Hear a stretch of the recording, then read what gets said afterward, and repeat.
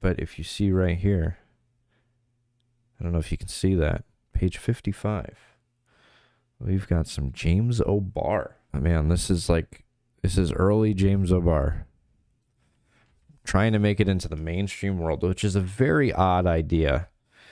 Thinking about James O'Barr wanting to work for Marvel, that's insane. Anytime I talk about James O'Barr, I get very, very passionate because I really think that James O'Barr is one of the greatest artists in the medium. And it's an absolute fucking shame. An absolute shame that he didn't do more work.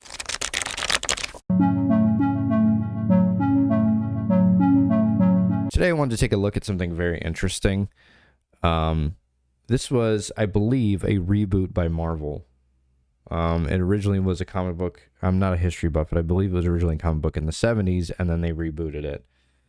I don't know if this was their answer to heavy metal or what other comic books that were doing this kind of stuff, but it feels like it was like like a heavy metal inspiration or an answer to heavy metal.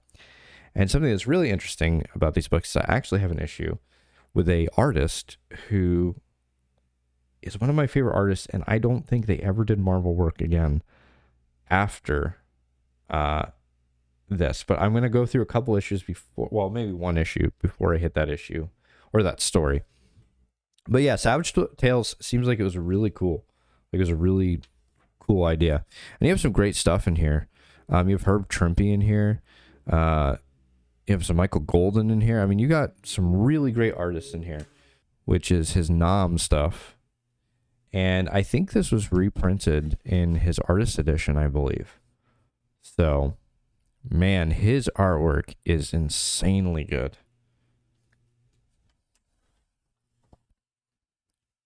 Wow, look at the detail there, man.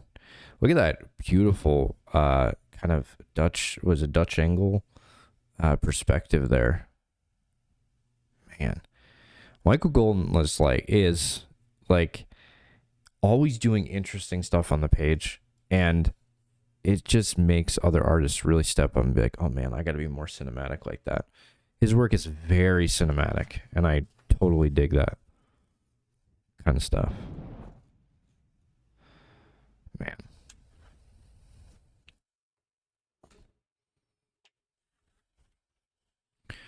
Great artwork here.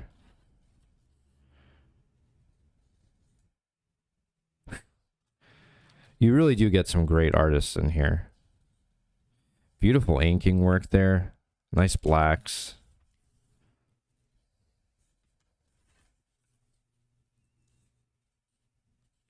It's stuff like this, man, that like if Marvel just reprinted this stuff or just printed stuff like this, it'd be great. And I don't know why comic books can't be this good anymore. It's really a shame. Really, really a shame.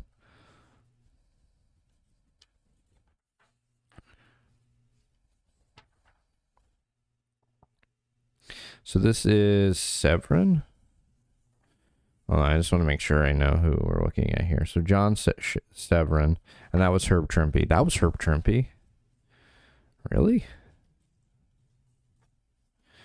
So page 1329. Interesting. Okay. So, man, look at the chops here.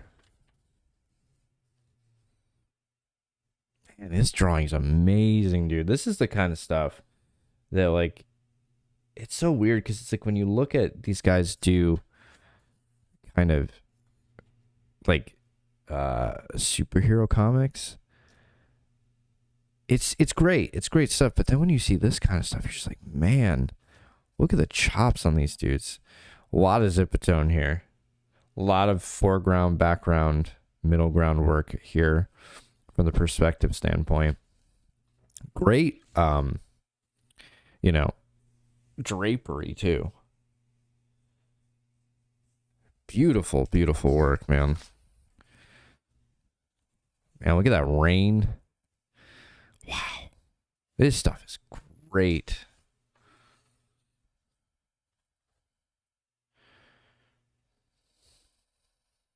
I'm not familiar with this artist. It's really cool that they're putting different kind of artists in here too that they were definitely competing with heavy metal at this point. I don't know how well heavy metal was doing, but man, they were definitely competing with like the different art styles and putting some of their best stuff. Man, that Herb Trimpe stuff was insane, dude. Great work here. I love this panel here. That's a beautiful panel right there. I'm trying to keep everything in the camera. That's a great panel too, with that foreshortened gun there, with that barrel coming so close to the reader, and even like those little action lines and stuff like that, like to express like movement, little things like that that you really take for granted when you're looking at comics like this.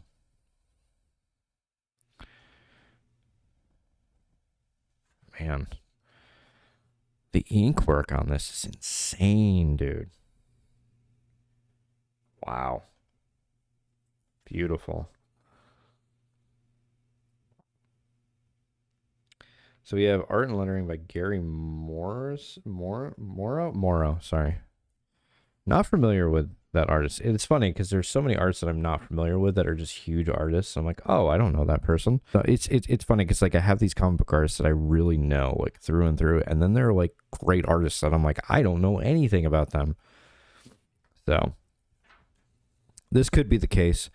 This stuff seems a little more kind of classic kind of stuff, but still great. I dig it for sure. Dude can definitely draw. Man, look at that piece there.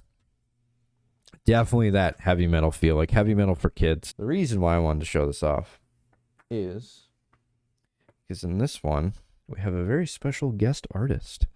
An artist that I have never seen do anything but kind of Caliber Presents kind of stuff.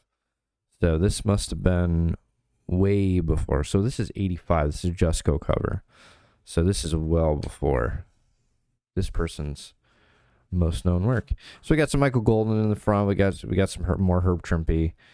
Got more John Severin. But if you see right here, I don't know if you can see that, page 55. We've got some James O'Barr. That is true. This is 85 we're looking at, so let's get to 55. So, 1985, well before The Crow. And then, of course, we see right here, James O'Barr doing another, man, he really got into, I believe this is like another car comic, and he got really into car comics.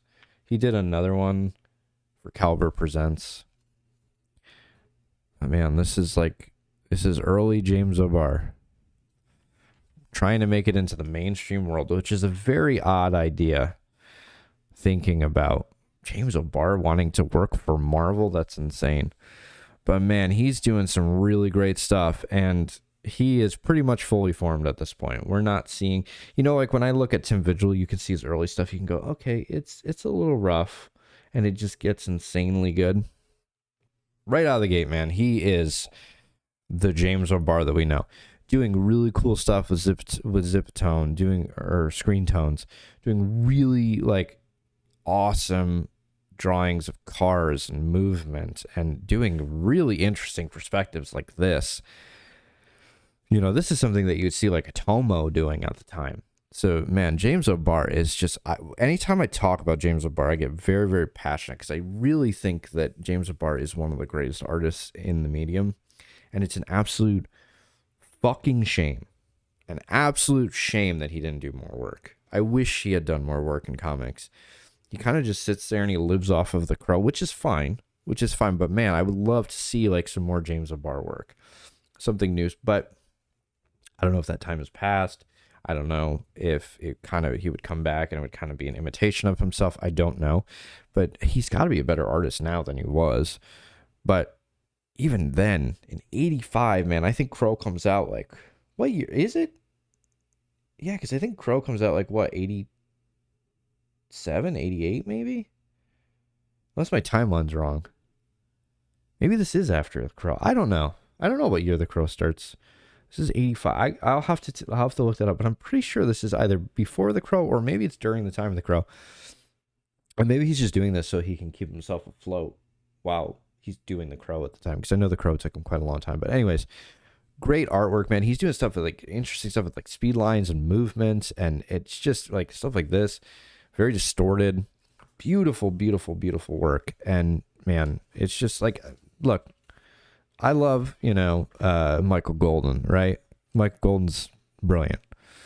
But man, James O'Barr is on a completely different level. And that's it. We get 3 pages of James O'Barr. And he's doing such cool stuff. I don't even know what the story is here, man. It doesn't even make any sense to me. It's just like a dude driving. But man, it's rad as fuck, dude. It's super cool. So anyways, I wanted to take a look at that because I just think it's really cool to look at the early work of somebody like a James O'Barr, especially doing something for Marvel.